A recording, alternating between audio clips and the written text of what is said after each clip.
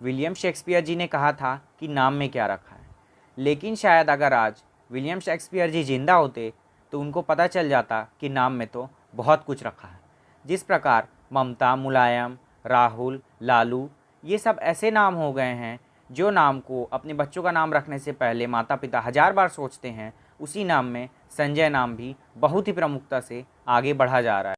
फिर चाहे वो शिवसेना के संजय राउत हों, या फिर फिल्मों में संजय दत्त और संजय लीला भंसाली हों, या फिर क्रिकेट में संजय मांजरेकर हों, या फिर आम आदमी पार्टी के राज्यसभा सांसद संजय सिंह जी हों। और इनका तो फॉर्म दिसंबर से ही बहुत ही शानदार चल रहा है। संजय जी का फॉर्म पृथ्वी शॉ की तरह ही सुपर फ्लॉप चल रहा है, यानी कि कोई भी आकर बखिया उधेड़ कर भाग जा रहा है। जिस प्रकार आईपीएल में थोड़े रन बनाकर पृथ्वी शॉ सोच रहे थे कि उनसे बड़ा बैट्समैन कोई दुनिया में पैदा नहीं हुआ है, रवि शास्त्री जी को उनमें सचिन तेंदुलकर, वीरेंद्र सहवाग और ब्रायन लारा की छवि नज़र आ रही थी, उनका मुंह ऑस्ट्रेलिया जाते ही बंद पड़ गया है। पृथ्वी शॉ की जो हालत ऑस्ट्रेलिया दौरे पर जाके हुई है, उससे भी बदतर हालत पार्टी की यूपी विधानसभा चुनाव 2022 में होगी। अब आप बोल रहे होंगे कि आप इतने कॉन्फिडेंस के साथ कैसे बोल सकते हैं। तो पार्टी तो उसी दिन हार गई थी जिस दिन उन्होंने संजू भैया को यूपी विधानसभा चुनाव का प्रभारी घोषित किया था, क्योंकि संजू भैया का रिकॉर्ड इतना क्लीन है कि वो जिस भी चुनाव में प्रभारी बनाए गए हैं, वो चुनाव पार्टी बहुत ही बुरी तरीके से हारी है। उदाहरण के लिए 2017 का पंजाब का चुनाव ले लेते हैं। पंजाब के चुनाव में क्या हुआ आप सभी ने देखा ही होगा। एग्जिट पोल में साफ साफ आम आदमी पार्टी की सरकार बन रही थी और संजू भैया तो फूले नहीं समा रहे थे। लेकिन जब रिजल्ट आया तो पता चल गया कि कौन कितने पानी में था। तो आइए स्वघोषित सबसे ईमानदार पार्टी यानी कि आम आदमी पार्टी के ताबड़तोड़ ब्लास्टम ब्लास्ट बल्लेबाज संजय सिंह जी की बैटिंग देख लेते हैं।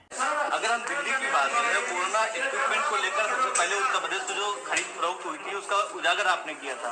लेकिन अगर हम दिल्ली की बात कर रहे हैं तो चाहे वो ऑक्सीमीटर हो या इंफ्रारेड थर्मामीटर हो, उत्तर प्रदेश के दामों से भी ज्यादा रेट पर खरीदा गया। 30,000 29,000 कुछ रुपए में खरीदा गया। आप डिटेल लेंगे। तो आप सभी सोच रहे होंगे कि ये हंगामा किस चीज़ को लेके है। तो आपको बता दें कि यह हंगामा कोरोना काल के दौरान कोरोना इक्विपमेंट्स खरीदने का है। तो स्वघोषित सबसे ईमानदार पार्टी हल्ला मचा रही थी कि यूपी की योगी सरकार भ्रष्ट है और आरोप लगा रही थी कि कोरोना काल के दौरान उन्होंने कोरोना इक्विपमेंट्स खरीदने में घपले किए हैं। लेकिन उनको क्या पता था कि उनका प्लान बैकफायर हो जाएगा। आप देख सकते हैं कि जो पल्स ऑक्सीमीटर दिल्ली सरकार ने 3 जुलाई को 29,680 रुपये के 10 खरीदे, यानी 2,968 के एक, वही ऑक्सीमीटर दिल्ली सरकार ने 1 अगस्त को 3,000 का एक खरीदा। मगर वही पल्स ऑक्सीमीटर 5 जून को दिल्ली सरकार ने 66,320 के 2 खरीदे। मोटा मोटी ले लें तो 3,000 की चीज़ 33,000 में। अब इसके पीछे का गणित तो संजू भैया के आईआईटी वाले सर जी, केजरीवाल और सोमनाथ भारती जी के पास भी नहीं होगा। आखिरकार समझाएंगे क्या? तो भैया जी आखिरकार करते ही क्या, क्योंकि चारों ओर से फंस जो चुके थे। भैया जी की स्थिति देखकर तो मुझे 2020 आईपीएल में किंग्स 11 पंजाब का और राजस्थान रॉयल्स का वो मैच याद आ गया जिसमें राहुल तेवतिया ने शेल्डन कॉटरेल को 5 छक्के जड़े थे और किंग्स 11 पंजाब के छक्के छुड़ा दिए थे। यहाँ भी वही स्थिति है। संजू भैया कागज को सच बताकर ड्रेसिंग रूम की ओर लौट नहीं सकते थे, क्योंकि वहाँ उनके तो खुद ही टीम के लोग बैठे हुए थे जो उनको मारने के लिए उतारू रहते।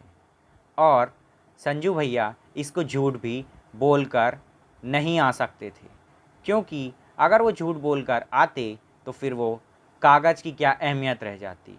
और आखिरकार कागज़ में लिखा भी तो हुआ है ministry of health and family welfare Delhi.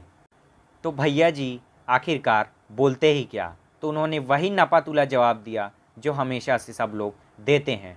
IPL का मैच फिक्स था। जी हाँ, यानी कि उन्होंने पत्रकार से ही सवाल कर दिए कि आखिरकार आपके पास इसकी क्या डिटेल्स है, यानी कि सीधा सीधा सबूत मांग दिए, सबूत दीजिए। लेकिन भैया जी एक गलती कर बैठे। कि ये जो बहाने हैं वो तो आईपीएल तक ही सीमित हैं, ये तो प्रेस कॉन्फ्रेंस चल रही थी और ये यूपी है, दिल्ली नहीं, यहाँ सब लोग तैयारी के साथ आते हैं। बस होना क्या था, पत्रकार महोदय ने कागज़ दिखा दिए, उसके बाद देखिए कि भैया जी की कैसे टाएं टाएं फुस हो गई। और उस एसआईटी में आपने 66,320 रुपए में आपने खरीदा है 2 पल्स ऑक्सीमीटर। ये है जी आपकी डिटेल है सर। एक मिनट, मैं अभी सब आप दे दीजिए। हेल्थ एंड फैमिली वेलफेयर ने खरीदा। और जो आपने कहा कौन सी सरकार अडानी से मिली है, कौन सी अंबानी से मिली है, उसकी गाथा में हम नहीं जाना चाहते। हम तो सुधांशु जी, तकलीफ तब होती है जब आप एयरपोर्ट पे उतरते हैं तो पहले लिखा रहता था भारत का एयरपोर्ट, अब वहां लिखा रहता अडानी का एयरपोर्ट। संजू भैया का ज्ञान तो आप सुन ही रहे थे। उनका कहना है कि पहले लिखा रहता था भारत का एयरपोर्ट, अब लिखा रहता है अडानी का एयरपोर्ट। आखिरकार ऐसा कौन सा एयरपोर्ट है जिसका नाम अडानी का एयरपोर्ट है? अगर आपको पता है तो कृपया उस एयरपोर्ट का नाम कमेंट करें और बताएं कि वो कौन से शहर में है और उसका पिछला नाम क्या था। एग्ज़ाम्स में आपने ये ट्रिक तो अपनाई ही होगी। क्या होता है, जब हमको किसी बड़े क्वेश्चन का आंसर याद नहीं होता है तो हमें जितने पॉइंट्स याद रहते हैं उनको हम पहले ट्राई करने का कोशिश करते हैं और कुछ पॉइंट्स को आखिरी के लिए बचा लेते हैं। बीच में हम कुछ अलग ही कहानी ऐड कर देते हैं। ठीक वही करना चाहते थे यहाँ पर संजू भैया। उन्होंने कहा कि यहाँ पर लिखा रहता है अडानी का एयरपोर्ट, लेकिन वो एक गलती कर बैठे।